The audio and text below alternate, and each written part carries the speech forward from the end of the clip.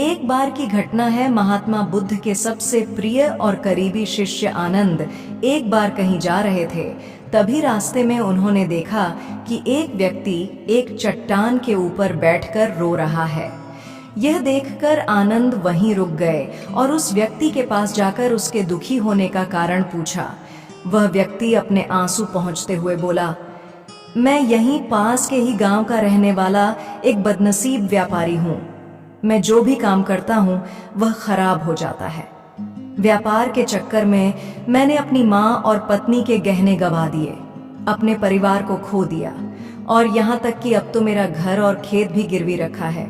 मुझे तो लगता है कि मेरी किस्मत ही खराब है। उस व्यक्ति की बात सुनकर आनंद बोले, तुमसे किसने कहा कि तुम्हारी किस्मत खराब है? जरा मैं भी तो जानूं कि तुम्हारी किस्मत में क्या खराबी है। व्यक्ति बोला, पहले मैं खेती करता था, लेकिन हर साल उसमें घाटा होता था। कभी सूखा हो जाता तो कभी ज्यादा बारिश से फसल खराब हो जाती है, कभी आवारा पशु फसल को नुकसान पहुंचाते हैं तो कभी तरह तरह की बीमारियां फसल को बर्बाद कर देते। खेती से मेरे परिवार का गुजारा ठीक से नहीं चल पा रहा था, जिससे परेशान होकर मैंने खेती करना बंद कर दिया और व्यापार करने का निश्चय किया।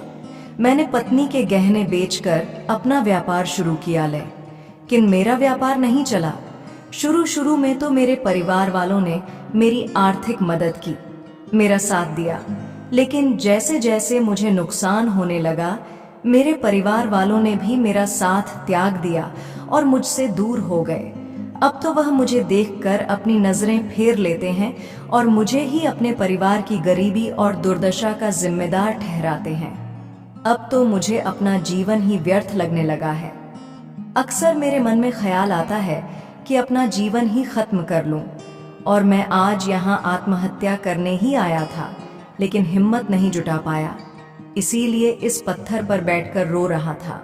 दूसरी तरफ मेरा एक मित्र है। हम दोनों ने एक ही साथ व्यापार शुरू किया था, लेकिन वह आगे निकल गया और मैं पीछे रह गया। मेरी इस असफलता की वजह से वह हर समय मुझे नीचा दिखाने का प्रयत्न करता रहता है और वह अक्सर मेरे घर आकर अपनी सफलता की बातें करता है। मेरे घर वालों को बताता है कि कैसे उसने इतनी मेहनत करके इतना अच्छा व्यापार बना लिया है, और वह अक्सर अपने फलते फूलते व्यापार के किस्से मुझे, मेरी पत्नी और मेरे माँ बाप को सुनाता रहता है, जिसे सुनकर मेरे घर वाले उसकी तो प्रशंसा करते हैं, लेकिन मेरी बुराई करते हैं, मुझे नकारा और कम दिमाग का कहते हैं। मेरी पत्नी और माँ मुझ मुँह बात बात पर ताने मारती है, जिससे मुझे बहुत दुख पहुंचता है और कई बार खुद की नाकामयाब पर क्रोध भी आता है, लेकिन मुझे समझ नहीं आ रहा कि मैं क्या करूं। यह सुन भिक्षु आनंद ने पूछा, तुम्हें किस बात का दुख होता है, अपने असफल होने का या फिर मित्र के सफल होने का? सवाल सुनकर वह व्यक्ति एक पल के लिए सोचने लग गया, फिर बोला, अगर सच कहूं तो मुझे अपने असफल होने का उतना दुख नहीं होता जितना कि मित्र के सफल होने का होता है। भिक्षु आनंद ने अगला प्रश्न किया, अगर तुम्हारा मित्र व्यापार में असफल हो जाता और तुम सफल हो जाते तो क्या तुम खुश होते? व्यक्ति ने कहा, हाँ, मुझे बहुत खुशी होगी। आनंद बोले, इसका मतलब कि तुम्हारी खुशी तुम्हारे मित्र पर निर्भर करती है। अगर वह चाहे तो तुम्हें खुश कर सकता है, और अगर वह चाहे तो तुम्हें दुखी भी कर सकता है। तुम स्वयं से न तो खुश हो सकते हो और ना ही दुखी हो सकते हो। भिक्षु आनंद की बातें सुनकर व्यक्ति कुछ देर के लिए सोच लग गया और फिर बोला, आपकी बातें सुनकर मुझे कुछ आशा बन रही है। तभी भिक्षु आनंद ने कहा, जब हम किसी से आशा बांध लेते हैं तो उस पर निर्भर हो जाते हैं, फिर हमारी खुशी और दुख भी उसी पर निर्भर करने लगते हैं। इसीलिए सबसे बेहतर है कि तुम स्वयं से आशाबंद हो। जब तुम ऐसा करोगे और साथ ही पूरी मेहनत और ईमानदारी से काम करोगे तो तुम्हें सफलता अवश्य प्राप्त होगी। तुम्हें लगता है कि तुम्हारा मित्र तुम्हें नीचा दिखाने आता है, दुखी करने आता है, पर अगर ईमानदारी से विचार करो तो वह बातें तो सच्ची ही कहता है। वह अपने संघर्ष और अनुभव की बातें बताता है, तो उन बातों से बहुत कुछ सीख सकते हो तुम्हें। तो इसके लिए उसका धन्यवाद करना चाहिए कि तुम्हें घर बैठे इतने सारे अनुभव मिल रहे हैं। तुम उन अनुभवों का लाभ उठाओ, नई शुरुआत करो, ईमानदार से कर्म करते जाओ, हार मत मानो, एक दिन तुम्हें सफलता जरूर मिलेगी। आज तुम जिसे अपना बुरा वक्त या बुरी किस्मत कह रहे हो, एक दिन यह बदल जाएगी और इसी के साथ तुम्हारे सोच और विचार भी बदल जाएंगे। और देखना, जब तुम्हारा अच्छा समय शुरू हो जाएगा, तब तुम्हारा मित्र भी तुम्हें अपनी सफलताओं की कहानियां नहीं सुनाएगा, तब वह तुम्हें अपनी असफलताओं और परेशानियों की बातें सुनाएगा, ताकि तुम उसकी बातें सुनकर भ्रमित हो जाओ, तुम्हारा आत्मविश्वास डगमगा जाए और तुम गलत निर्णय ले सको। लेकिन उस समय भी तुम्हें अपने ही बुद्धि का प्रयोग करना होगा, स्वयं पर विश्वास रखना होगा।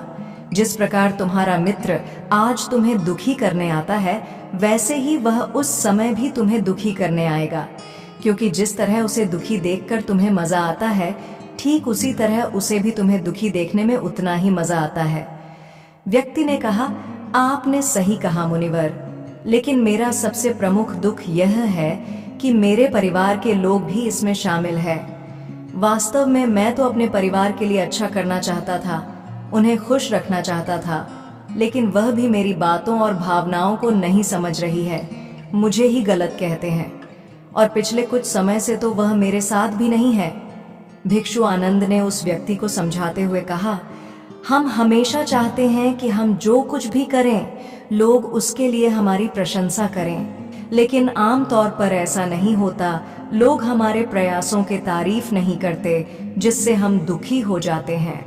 हमें लगने लगता है कि हमारे मित्र, रिश्तेदार, घर वाले सब स्वार्थी हैं, लेकिन अगर तुम किसी को अपना परिवार मानते हो और उसके लिए कुछ करना चाहते हो, तो फिर तुम ऐसा क्यों सोचते हो कि तुम दूसरों के लिए कुछ कर रहे हो? वास्तव में तुम अपनी खुशी के लिए कुछ कर रहे हो, क्योंकि उन्हें खुश देखकर तुम्हें खुशी होती है।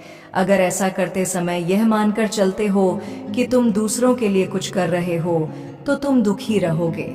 लेकिन अगर तुम्हें लगता है तुम स्वयं के लिए कर रहे हो, तो तुम खुश रहोगे, क्योंकि जब हम स्वयं के लिए कुछ करते हैं या करना चाहते हैं, तो हमें इसके लिए सांत्वना की जरूरत नहीं होती। भिक्षु आनंद की यह बातें सुनकर उस व्यक्ति के चेहरे के भाव पूरी तरह से बदल गए। उसने कहा, आप सही कह रहे हैं मुनिवर, मैं समझ गया कि अब तक मेरी किस्मत इसीलिए खराब थी क्योंकि वह दूसरों के हाथों में थी, लेकिन अब से मैं अपनी किस्मत को अपने हाथों में रखूंगा, फिर से प्रयत्न करूंगा, पूरी लगन और ईमानदारी से काम करूंगा, और जब तक सफलता नहीं मिल जाती, चैन से नहीं बैठूंगा। उस व्यक्ति की बात सुनकर भिक्षु आनंद मुस्कुराए और उसे एक छोटी सी डिबिया देते हुए कहा, इस डिबिया को हमेशा अपने साथ रखना, इसमें एक ऐसा मंत्र है जो तुम्हें किसी भी दुख से भी बाहर निकाल लेगा। लेकिन इस डिबिया को तभी खोलना जब तुम्हारे सारे रास्ते बंद हो जाए, कोई उम्मीद नजर न आए और तुम्हें लगने लगे कि सब व्यर्थ है, यह दुनिया व्यर्थ है और यहाँ रहना भी व्यर्थ है। व्यक्ति ने भिक्षु आनंद का धन्यवाद किया और उस डिबिया को लेकर अपने घर वापस आ गया। उसने नए उत्साह के साथ दोबारा अपने व्यापार की शुरुआत की और इस बार उसका व्यापार चल निकला। अपनी मेहनत और लगन के बल पर बस कुछ ही सालों में वह एक महान व्यापारी बन गया। उसके परिवार वाले भी उसके साथ आ गए और उसका जीवन बहुत ही सुख, शांति और समृद्धि के साथ बीतने लगा। लेकिन समय और किस्मत के खेल को आज तक न कोई समझ पाया है और न कोई समझ पाएगा। यह सदा एक जैसा नहीं रहता, यह बदलता रहता है। उस व्यक्ति के जीवन में भी बदलाव आया। वह व्यक्ति जिस राज्य में रहता था, उस राज्य पर बगल वाले राज्य के राजा ने हमला कर दिया। उस हमले और लूटमार में उस व्यक्ति का सारा धन भी लूट लिया गया। उसकी दुकानें और घर सब जला दिए गए। जान बचाने के लिए वह अपने परिवार के साथ वहां से भाग गया। व्यक्ति अपने परिवार के साथ कई दिनों तक इधर उधर भटकता रहा। वह दाने दाने को मोहताज हो गया। उसका बच्चा बीमार हो गया और इलाज के अभाव में बीमारी से बुरी तरह तपने लगा। यह देखकर उसका हृदय चित्कार कर उठा। उसके पास अपने बेटे के इलाज और परिवार को खिलाने के लिए धन के नाम पर एक सिक्का भी नहीं था। वो बुरी तरह से टूट गया। ऐसे में उसे एक बार फिर से निराशा ने घेर लिया। उसे लगने लगा कि उसका जीवन व्यर्थ है, सारी दुनिया व्यर्थ है। लेकिन तभी अचानक उसे भिक्षु आनंद द्वारा दी गई डिबिया की याद आई। उसने बहुत ही उत्सुकता के साथ उसे खोला। उस डिबिया के अंदर एक पर्ची रखी हुई थी। उस पर्ची पर कुछ लिखा हुआ था। उस पर्ची को देखकर उसकी आंखों के सामने छाया हुआ निराशा का अंधेरा टूट गया और वह एकदम से मुस्कुरा उठा। उस पर्ची पर लिखा था, यह वक्त भी गुजर जाएगा दोस्तों। यह कहानी हमें सिखाती है कि समय के खेल को समझना संभव है। यह हमेशा बदलता रहता है। इसीलिए बुरी परिस्थितियों में हमें अत्यधिक निराश नहीं होना है, आत्मविश्वास बनाए रखना है, क्योंकि समय बदलता जरूर है। आज बुरा है तो कल अच्छा भी जरूर।